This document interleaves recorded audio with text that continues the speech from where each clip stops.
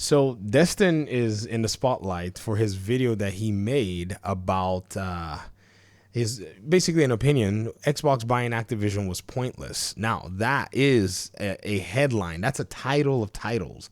Now I know probably that many people may see many people may see the titles and they have their own different opinions on it and such.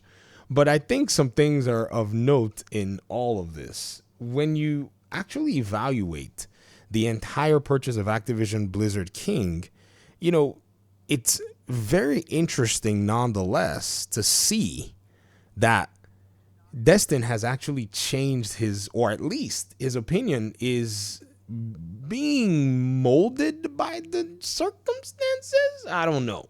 Here is what I'm seeing though. And this is going to get, a lot of attention. Somebody clipped the first comment on the video first. That was the very first thing I saw when I looked at it. They said, so why didn't you ask this in the interview with Phil? Now, in this video, he raised a few good points, but for the most part, even he said it himself. And I'll let you basically listen to the caveat, and you're basically going to see that he forms my opinion before he even starts. Okay? This video might come off a little bit entitled. And the reason I say that is because I do not really understand what the point of Xbox buying Activision was if they're not going to go hard and actually do some interesting things with the merger. So he said it. It's a little entitled. But here's what's interesting, though, and I think he probably doesn't remember is, and this is Oliver Darko clipping him, and he's changed his mind, obviously. And Oliver Darko's a PlayStation fanboy for sure. But hey, energy levels, energy levels. He said this back in 2022. He said, I asked this a lot and have yet to get a compelling argument against Microsoft purchasing Activision. Why would it be bad? Let's hear your best case, because so far it sounds like a pretty darn good thing for Activision, seeing that they, unanimously voted for it. Now, everybody is putting their opinion. I'm not saying that, I agree with Oliver Darko. Oliver Darko is a fanboy. And Oliver Darko, I don't think, has a compelling argument that I can get behind. But, you never know. A broken clock, could be right twice a day or whatever the heck it is. But what's really interesting about all of this is there are a lot of people who are saying, yeah, buying Activision Blizzard, they should have done more interesting things with it. It's like, dude, they bought an entity that's pretty much almost a one-trick pony, but it was just a trick that was very interesting across, the board, right? So when it's all said and done, you have to go ahead and you have to admit that the entire show, in terms of them buying that particular platform, was to be able to maintain a solid part of the gaming industry. Now, here's the thing. If he still doesn't know the point to which this was purchased and such, then all he needs to do is go ahead and see Jim Ryan's reaction to the entire announcement. As PlayStation got an adverse reaction, that should already have told you what the point of actually acquiring that particular, publisher was.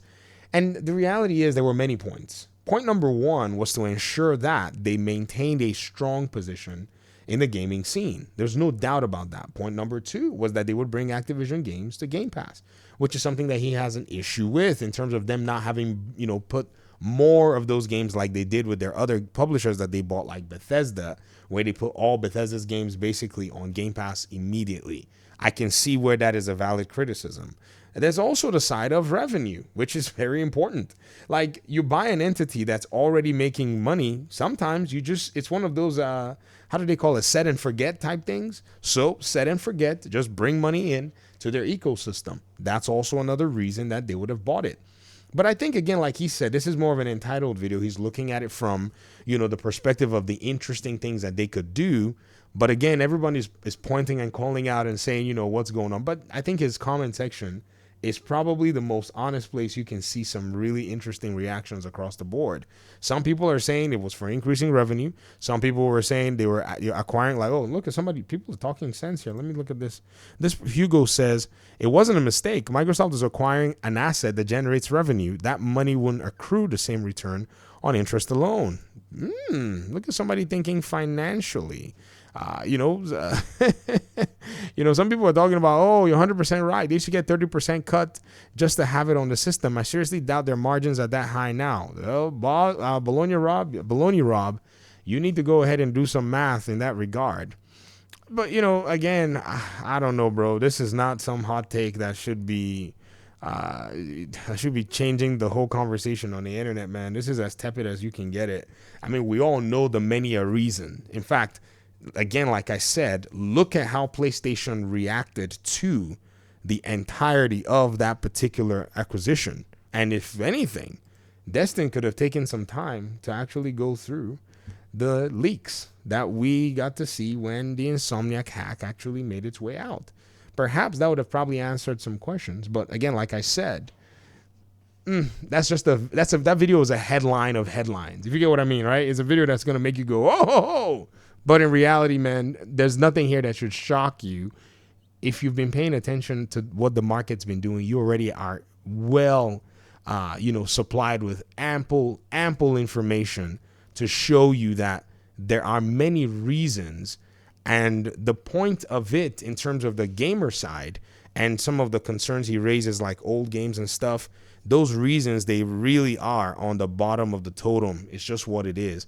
$69 billion.